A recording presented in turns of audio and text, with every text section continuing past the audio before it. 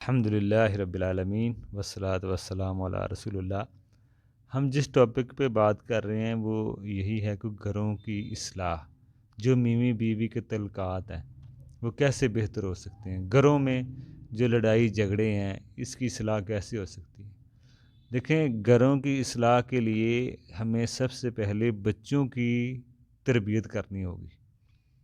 بچوں کی تربیت کرنا بڑی ہی ضروری چیز ہے، بڑا اہم ہے، وگرنہ گھر کا ماحول خراب ہی ہوگا، برباد ہی ہوگا، گھر کا ماحول صحیح نہیں رہ سکتا۔ بچوں کو سامنے اچھے کام کریں۔ بچوں کی تربیت کیسے ہوگی؟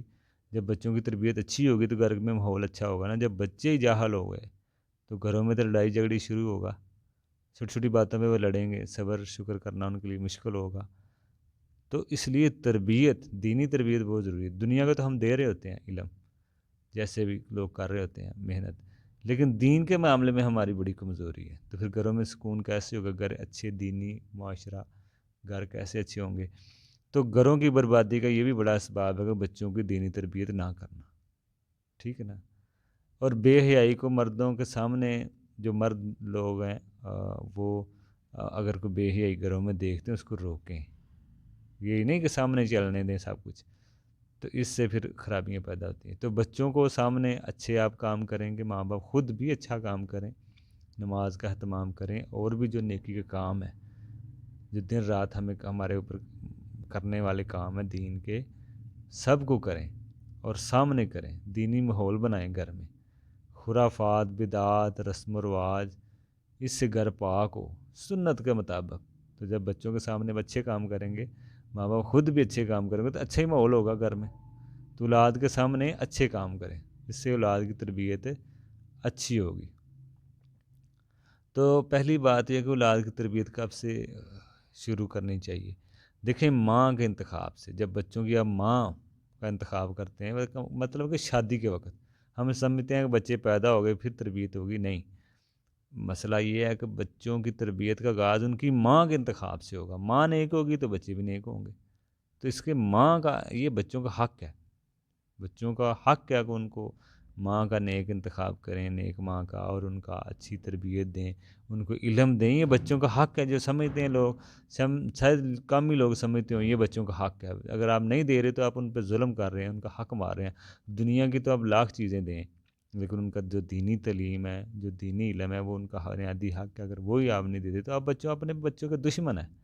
آپ لاکھ چیزیں دنیا کے دے دیں اپنے بچوں کو، لیکن اگر آپ ان کو دینی علم نہیں دیتے، آپ اپنے بچوں کے دشمن ہیں۔ یہی آپ کا جو پیار محبت ہے آخرت میں دشمنی میں بدل جائے گا۔ باقی تو سب کام کیا آپ نے، لیکن دینی لحاظ سے بچوں کی اگر آپ تربیت نہیں کرتے تو بچوں کو جو ان کی ماں ہے وہی نیک بناتی ہے۔ نیک ماں، عورت کا نیک ہونا معاشرے کا اچھا ہونا ہے۔ ہمارا معاشرہ کیوں خراب ہے؟ گھروں میں ماحول ٹھیک نہیں۔ اب گھروں کا ماحول ٹھیک ہوگا تو باہر معاشرہ ٹھیک ہوگا، ٹھیک ہے نا۔ تو پہلی تربیت گاہ ہے جو وہ ماں ہے بچوں کی۔ اگر ماں خود ہی ڈرامے دیکھ رہی ہے، فلمیں دیکھ رہی ہے، ڈرامے دیکھے گی، فلمیں دیکھے گی، تو وہ کیا تربیت کرے گی؟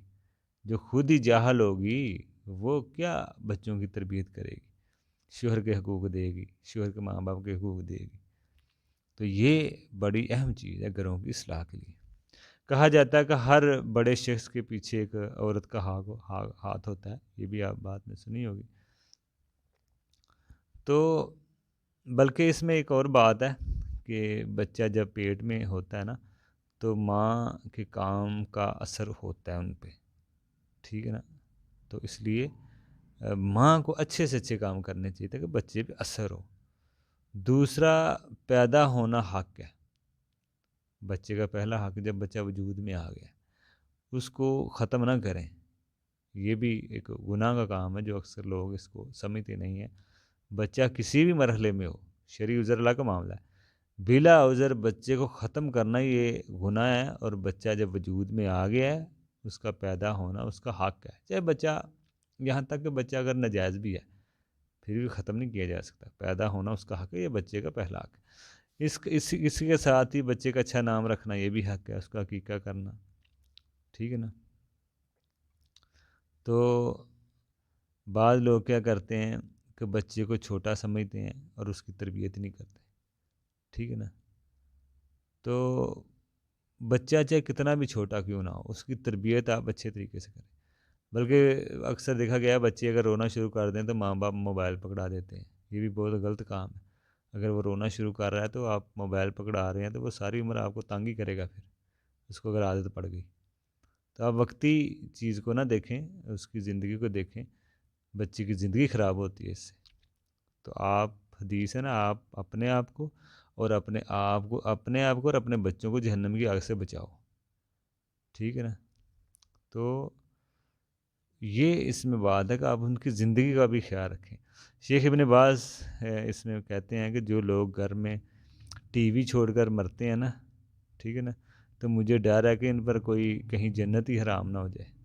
جو گھروں میں ٹی وی چھوڑ کے مرتے ہیں، موبائل چھوڑ کے مرتے ہیں، ٹیلی ویژن چھوڑ کے مرتے ہیں، مجھے ڈر ہے کہ کہیں پہ ان پہ جنت ہی حرام نہ ہو جائے۔ کتنا سخت فتویٰ ہے۔